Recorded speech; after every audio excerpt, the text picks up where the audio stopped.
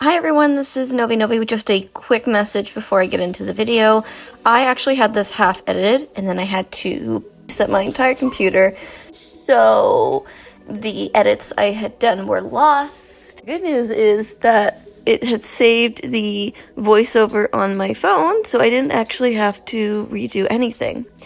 And if you hear any voices or sounds in the background of my voiceover for Speedpaint, no you don't, because I totally didn't forget to lower the volume on my TV because I totally knew that it would pick up such quiet sounds.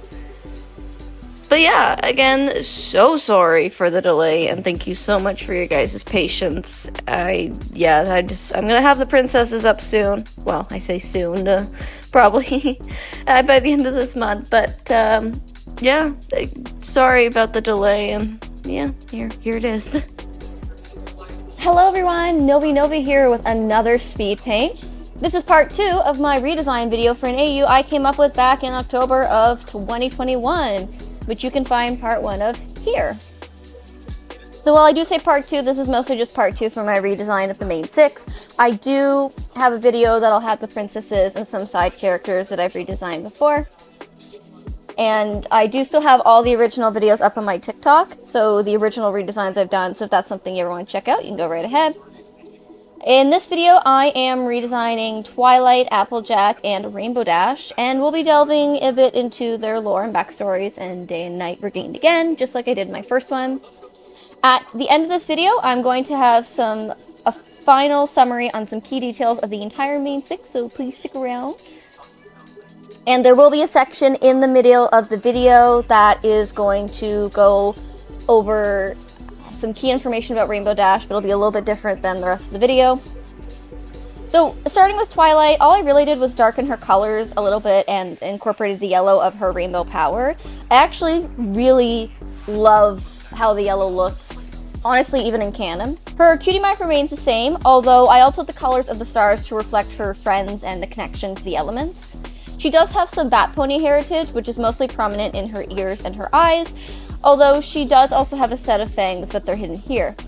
Most of her scarring does come from her encounter with Daybreaker, although some of it does come from magical mishaps, including the one on her chest. Her cutie mark in this AU was not earned by hatching Spike, but instead creating new spells and performing ones lost to time. The specific moment would be when Rainbow performs Sonic Rain Boom, as it is with everyone. She, albeit accidentally, uses a spell that boosts magic. Now, while that itself is not too uncommon, there are usually limitations. In her case, she boosted all of the magic of every single unicorn in Canterlot by 300%. Fortunately, there were no injuries, but plenty of objects were thrown and spells performed to a maximum output. She hasn't been able to replicate it, but hopes she can find a way to ease the burden of the unicorns raising and lowering the sun. So for the AU itself, Twilight grew up as friends with both Starburst and Starlight. Since Sunset became an alicorn in this AU, the families relocated to Canterlot and all three became close friends. Twilight wasn't actually Celestia's student, but Starlight was. At least until Daybreaker attacked. Both fillies were scarred and traumatized by the event, and Starlight took a step away from being a magical student. Twilight stepped up as Queen Solaria's student, and life goes along until she is sent to Ponyville under the guise of ensuring a perfect summer sun celebration. She isn't as reclusive in this AU as she is in the beginning of canon, in fact having quite a few friends, but the bonds she forges during the event of Nightmare Moon are just as strong as her bond with Starlight and Sunburst, as though it were fate. And a surprise Spike! I did add him in last minute into the picture, but he is hatched later in life compared to canon. Twi would have been 15 when she hatched his egg, and while she certainly had help with raising him the first few years, he is her son, and she will fight anyone who says otherwise. Spike's egg was actually considered a dud, used as a way to test applicants during the entrance exam. They weren't expected to hatch the egg, it was just used to see what spells and tactics they would try. The test was abandoned after Daybreaker, and his egg sat collecting dust until Twilight found it. Spike himself is actually an ancient breed of dragon, one that was thought to be extinct. With magical fire and born with wings, he is the last of his kind.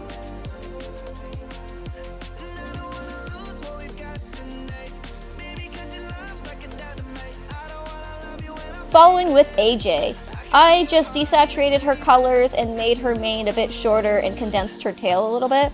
I kept her red band in the general shape of her hair has, but again added the pink and red from the rainbow power. I felt like the farm work, she'd want to keep it more out of the way, and every time I drew her cutie mark, it always ended up looking like tomatoes, and it still looks more like a sticker than a part of her, so I'm still not happy with it, but I'm not going to fight with it anymore. Her 3 apples represent the family she has now, and the seeds represent her and her friends, although she didn't know it back then. As for the lore of this AU, Sweet Apple Acres was hit hard when Celestia was banished. Just as hundreds of farms were while they tried to find a way to have the sun again, she traveled to Manhattan to live with Aunt and Uncle Orange while trying to drum up interest in her family's stored apples and jams and everything they had. She worked as hard as she could, her aunt and uncle supporting her as best they could, but even they were feeling the strain. They taught her so much about networking and even how to work a crowd or opinion in her favor, although she never much enjoyed or cared for the complexities and politics of the upper class. Still, she was grateful for all they gave her, and a year later, once the sunflowers were up and the trees bearing fruit once again, she left for home. As it was, she ended up a little lost, but a sonic rainbow left an aura she followed, her cutie mark appearing when she was in a family hug. Rainbow, I played with the lightning part of her cutie mark a bit more in her design, and it mimics a bit more of her dad's. I was initially going to use Roy Jabiv, but I just decided to keep the canon colors she had, just adding a streak of white to it. I added a bit more details to her cutie mark, and I wanted to add a dark color to kind of balance it a bit, and I decided on a fade. I did desaturate her blue, make it more pastel, but I kept her other colors bright. So, Rainbow Dash was actually born Storm Dash and had white hair and feathers. Growing up, she was very close friends with Fluttershy and was always very quick to defend her. On one fateful day, she would challenge 3 bullies to a race that would change her life.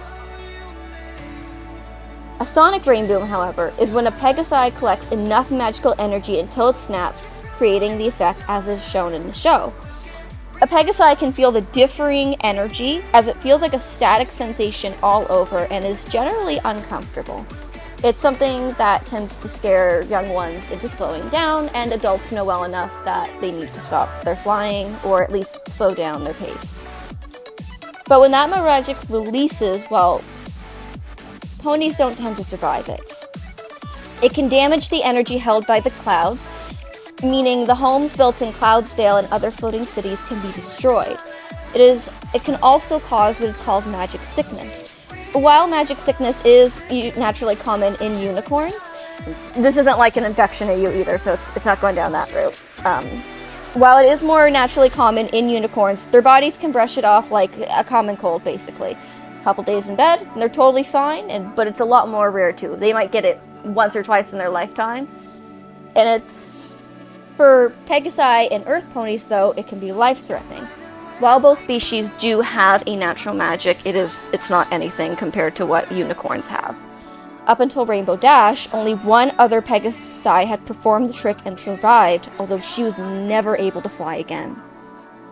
When she performed the sonic rainbow, everyone thought that she was dead. But she wasn't. Found in a crater by Fluttershy, she was alive and whole, albeit sporting a new array of colors. Somehow, she's unaffected by the magical energy that releases, and is the only pony allowed to perform them in shows, although at a very safe distance. The bullies were okay, although the racetrack was lost, and despite the danger, it is a beautiful sight. She never feels more alive than when defying death. As a very final explanation for that, rainbows aren't done by accident exactly. Sometimes magic can accumulate, but it isn't sudden, and a Pegasi would have more than enough time to slow down and shake off the magic, as it were.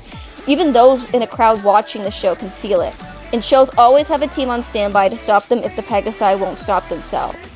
Punishment for attempting a rainbow is severe, ranging from banishment from all floating cities to clippings of wings in dire cases. Even though there are so many reported cases of Pegasi dying during these, there are still many that will attempt them in shows. Alrighty, so Some information now that we are at the end. From shortest to tallest is Pinky, Rainbow, Rarity, Twi, Flutters, and AJ.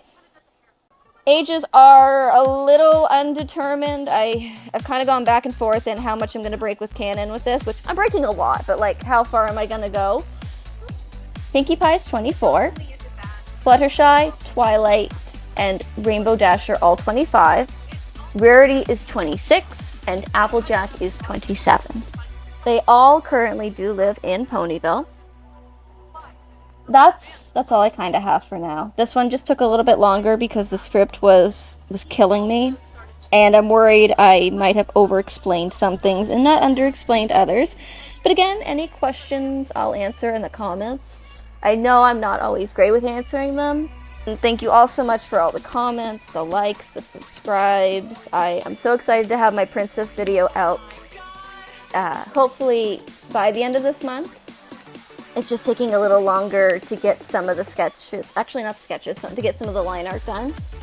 The next video will include Sunset, Celestia, and Luna. It will not include Princess Cadence. Princess Cadence is going to be in a video on the Crystal Empire. Again, thank you for all the likes, the comments, the subscribes, everything. Thank you so much. I am just going to advertise here my Ko-fi. So yeah. Check out my Ko-fi for all my commissions. I also do Sonic commissions. I have Pony, I have Dragon, I have People commissions, Sonic OC commissions. Just go give it a check out if you can, and if not, that is A-okay. No pressure at all. And this has been Nobi. Space out.